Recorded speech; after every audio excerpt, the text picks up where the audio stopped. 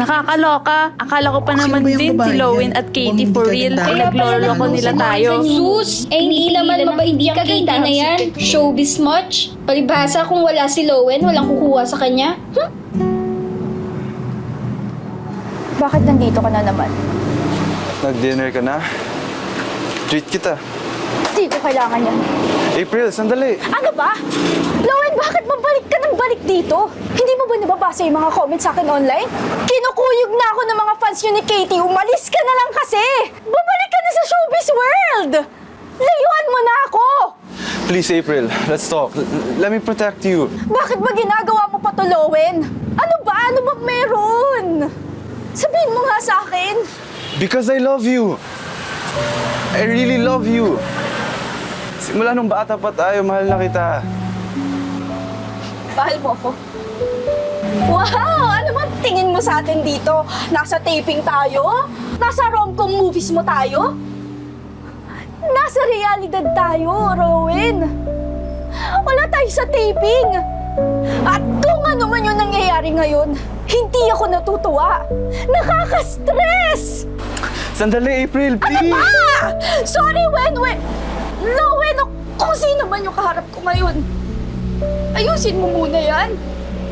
At yung management mo, tell them what you really want for your career. At bumalik ka na lang kapag desidido ka nang ipaglaban ako. At yung sarili mo.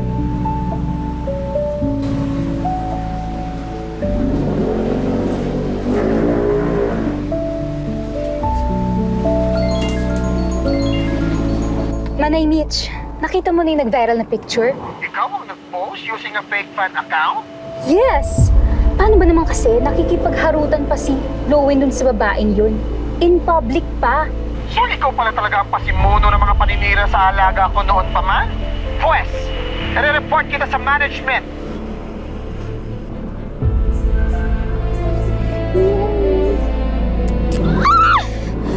Hi, Manay Mitch. I guess you heard the good news. Wala na si Katie sa management. Sa mga reality TV teens na rin ibibigay yung rom-com project at may ibang offer sa'yo. Romance pa din. Pero drama na may action. Willing ka na bang bumalik?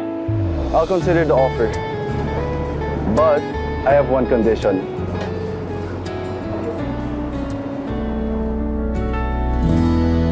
Lowen, matagal-tagal ka na rin nagpahinga. What made you accept this project knowing na you were vocal na may umay ka na sa romance comedy? Well, nagpahinga muna ako dahil sunod-sunod na yung naging projects ko na pare-pares lang naman yung mga naging role ko. And I was with my former on-screen partner. Naghahanap ako ng something new. Mas action and drama-focused itong new movie namin. And in a way, nakaka-relate ako sa lead male character.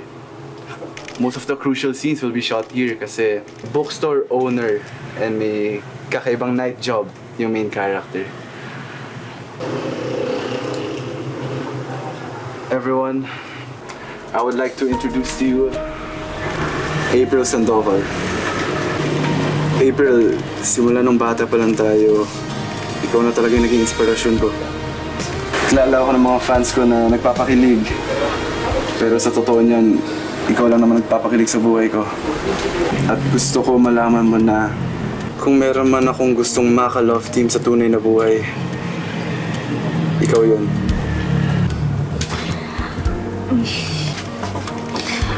Okay lang ba sa'yo kung isang bookshop keeper lang yung magiging ka-love team mo? Oo naman. Basta wala ka na ibang leading man kundi ako.